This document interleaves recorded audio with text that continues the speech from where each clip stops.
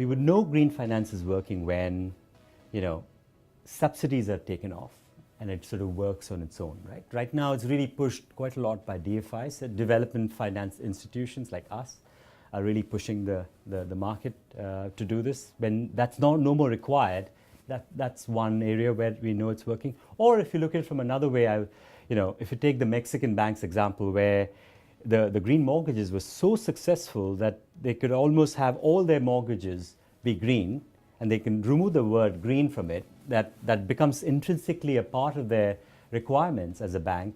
That's a good way to look at this as working.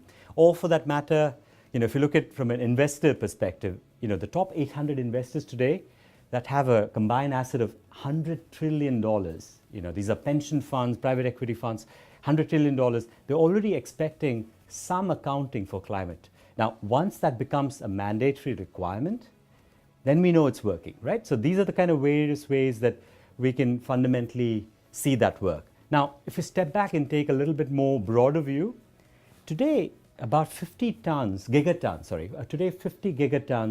of greenhouse gas emissions are emitted every year. Okay? 9 of that comes from buildings. Okay? The risk is that 9 is going to double thanks to developing countries having more buildings. About 16 is the prediction. Okay? So the Paris Summit wants to restrict that 50 down to 42, let's say 40. If you imagine 16 of that would come from buildings, that's completely not acceptable, right?